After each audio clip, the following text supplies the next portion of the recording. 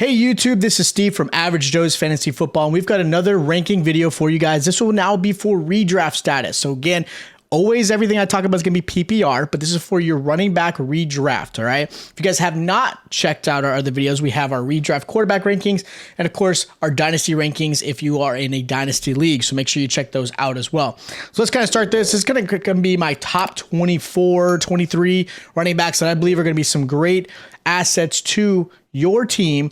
And again, how I rank them is going to be based off of all kinds of factors. Obviously, the offensive scheme, the offensive line. Are they, a PPR god as far as like an Ekeler or something like that? So those are going to be my rankings. So we're going to start from the bottom down.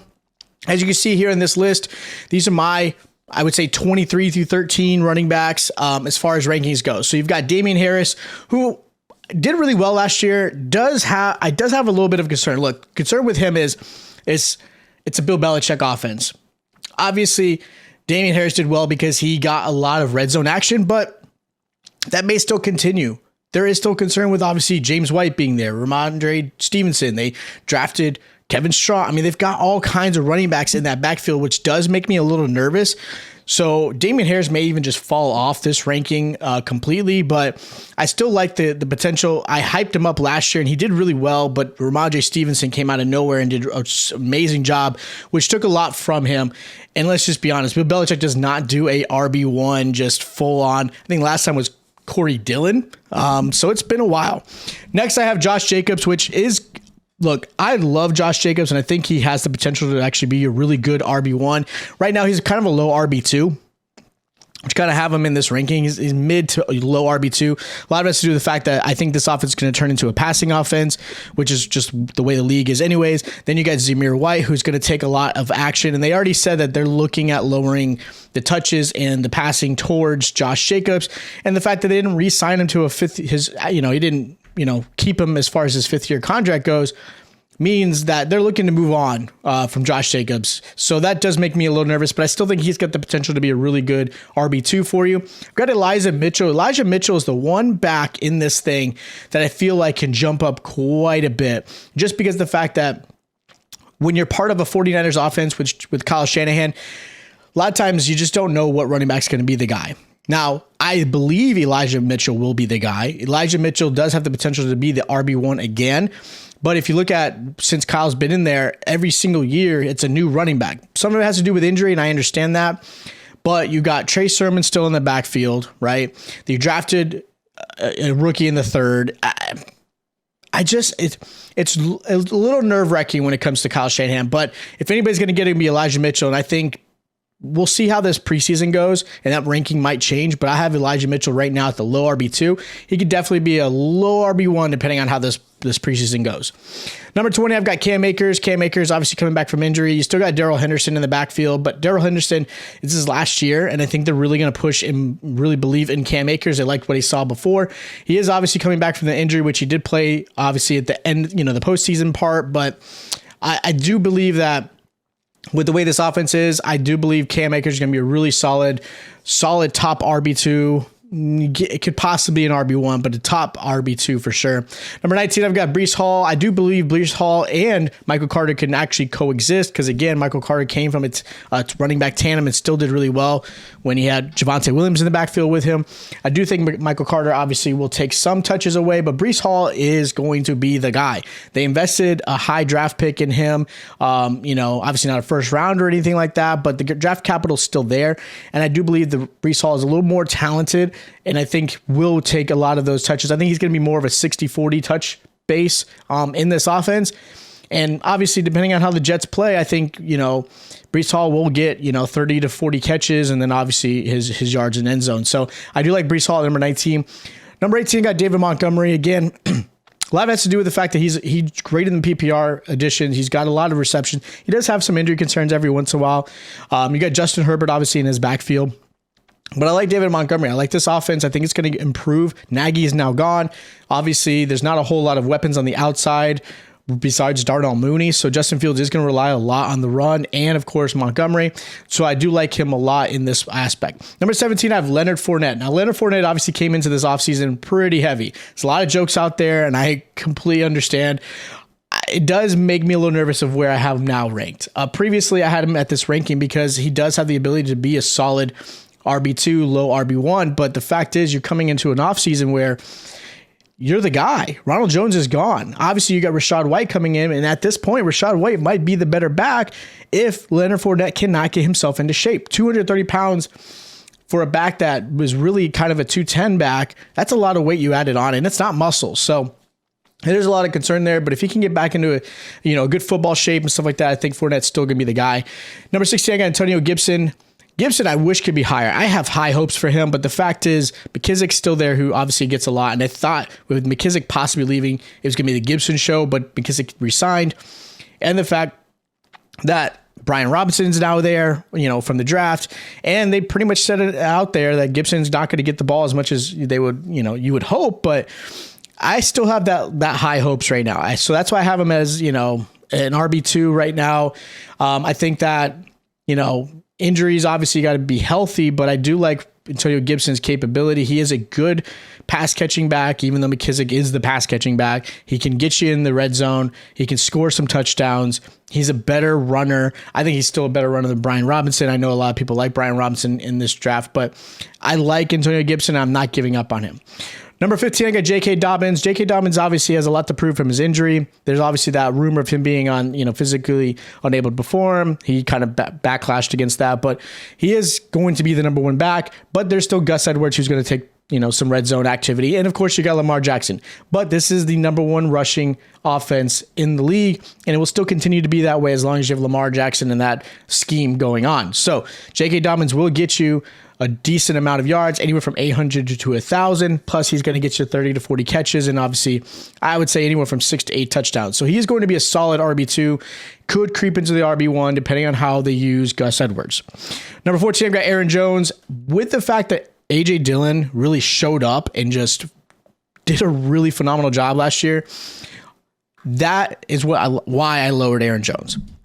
They're going to rely on both backs. I believe with this offense and the fact that obviously they don't have the same receiver core that they had in the past, I do believe they're going to use Aaron Jones and A.J. Dillon a lot. I wouldn't be surprised if both of them are in the backfield at the same time. They're going to split carries. They're going to get receptions. But Aaron Jones is a top 10 fantasy back when it comes to really being the guy. With the fact that Dillon's in there, that's why I lowered him down to number 14. I think he's going to be right in the outskirts of top 10. But I do think he's still a very efficient back. And I do think that, maybe he gets in the right team next year. So again, he's more of a dynasty back that might help you out. But right now in redraft, I have him at 14. Number 13, I have Ezekiel Elliott. Ezekiel Elliott can be a top 8 fantasy back based off the fact that he is a red zone machine. But Tony Pollard becoming more and more efficient, becoming more and more prevalent in this offense does worry me, just like I did with Aaron Jones. That's why I have both of them on the outskirts of the top 10, is the fact that their backup running backs are almost as efficient, if not better. And those offenses are going to use those guys. So these guys are going to lose touches. But I think with Zeke's, just really his red zone activity keeps him in that really low RB1 status, high RB2. So I have him right there. Number 12, I got Dalvin Cook. Dalvin Cook should be a top 5 back, but the fact is he can't stay healthy. He has not finished a full season ever. And that does worry me. And I think this offense is really going to change into more of a passing offense. You've got Justin Jefferson on the outside, Thielen. You've got a good tight end in Irv Smith. You got KJ Osborne. I mean, you've got some weapons. And I believe they're going to really believe in Kirk Cousins. Obviously, there was a lot of issues with him and Zimmer. But Dalvin Cook is still a great running back. He is definitely going to be an RB1. Again, more of a low RB1, but he is absolutely there. Just be concerned and be ready to have Madison on your handcuff because Dalvin Cook does not stay healthy. Number 11, I got Javonte Williams. I have him higher, obviously, in Dynasty, just because of obviously his youth and what could possibly happen. But the fact is, Melvin Gordon did resign. And with Melvin Gordon resigning, that does hinder Javonte Williams a lot. Now, I do see Javonte Williams having a more improved options in this. I think he's going to get, maybe an extra 5 to 8 touches more in a game than what he probably used to, which is going to give him more opportunities in the red zone, more opportunities as far as catching the ball. But Javonte Williams still has Melvin Gordon, who was very efficient last year. Melvin Gordon was just as efficient as Javonte Williams when it came to running the ball and catching. So Javonte Williams is on the outskirts, but I do believe they're going to use him a lot more. Number 10, I got Saquon Barkley. Injuries obviously will determine how he really is, but Saquon Barkley, I still think and believe, is an RB1. The fact is, he isn't quite as efficient as his obviously rookie season. I think a lot of his injuries have lost some of his burst, but that offense is struggling. They have Daniel Jones still a quarterback. They're going to rely on Saquon Barkley. There's going to be a lot of pass receptions his way. And I think with this scheme, their offensive line's a little bit better. Again, his injury is going to be the biggest concern that I have with him, but I still like him at a low RB1. Derrick Henry at number 9, obviously can probably punch me in the mouth and probably finish number 1, but Derrick Henry obviously came back from injury. He is a little bit older.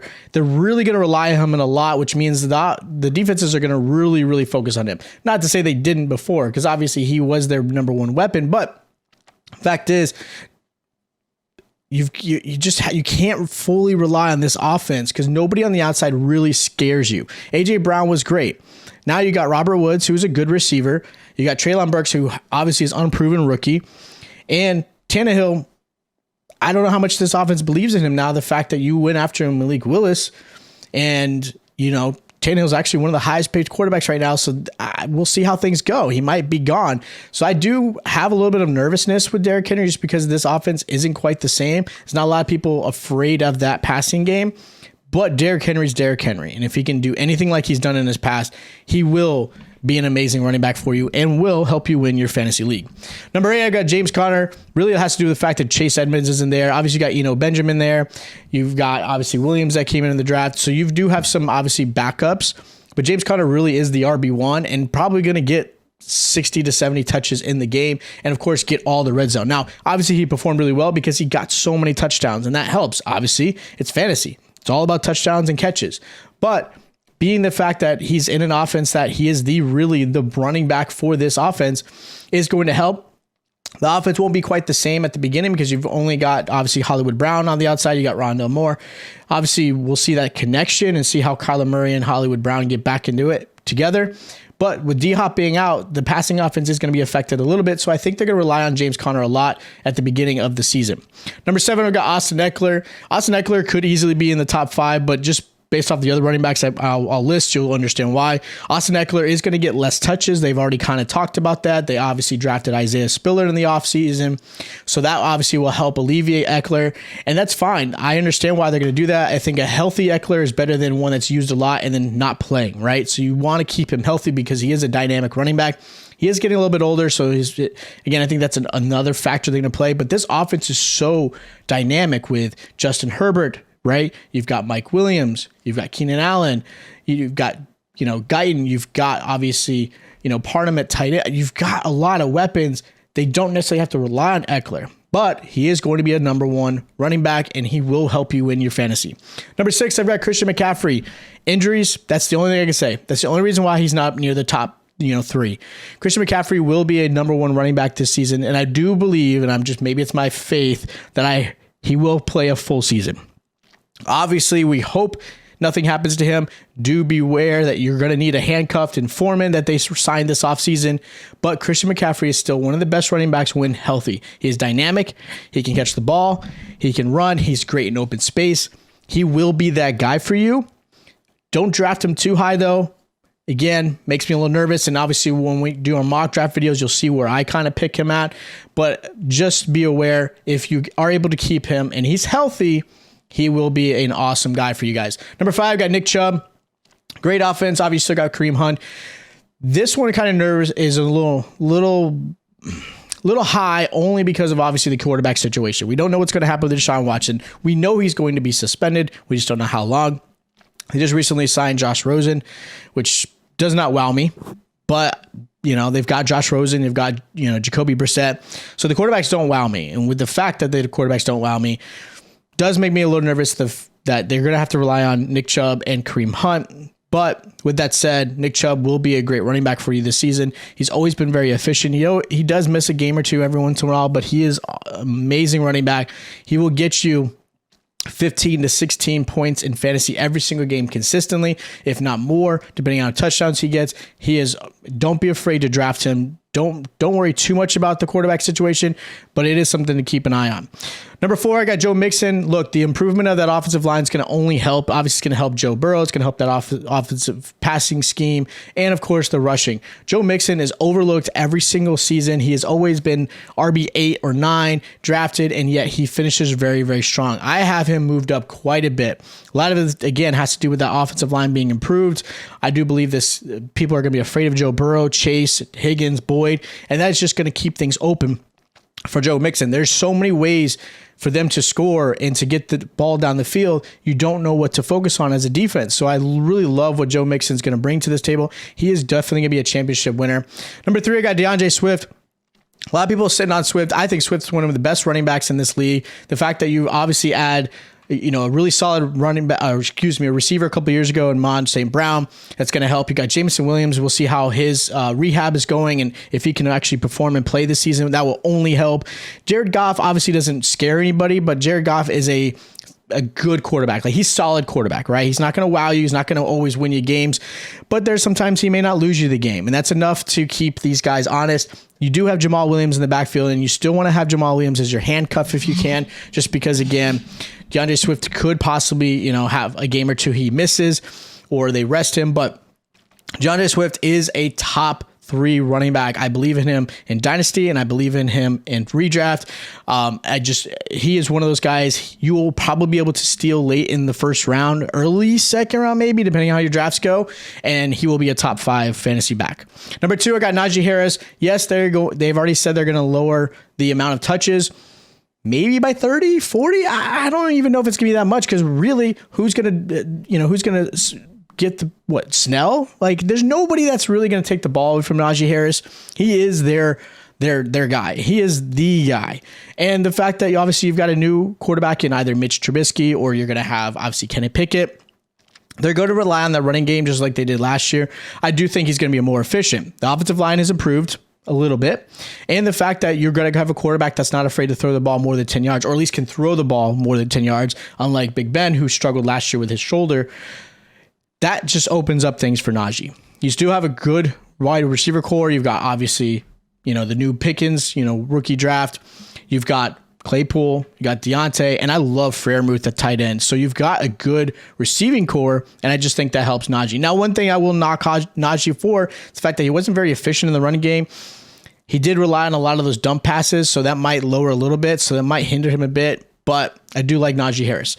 Number 1, of course, is going to be Jonathan Taylor. Look, if Jonathan Taylor is the number 1 back, I do think they just, they take a few less carries away from him. A few more carries away from him, just because of the fact that they don't want to kill the guy. He is young, but with Matt Ryan actually being there, I think it helps. I think Matt Ryan is a lot more efficient quarterback than obviously Carson Wentz was.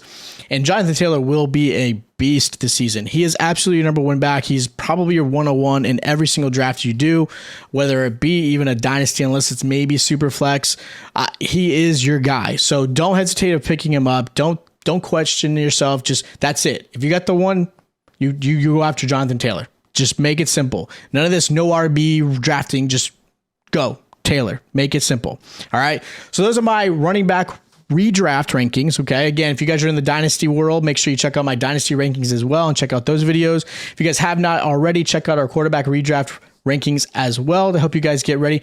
Again, we're to the end of July. Many camps are going to start. We're going to start getting some preseason football soon. So again, make sure you check out all our other videos. We'll be dropping our mock draft videos shortly. That way you guys are prepared to see where players are dropping, help you guys get there. Of course, if you have questions, follow us on socials. You can always hit up us there. Hit us in the comments as well if you have questions. Again, check out our other videos. If you guys are new to the channel, make sure you hit the subscribe button and the like button as well while you're there. And we'll check you guys out next time.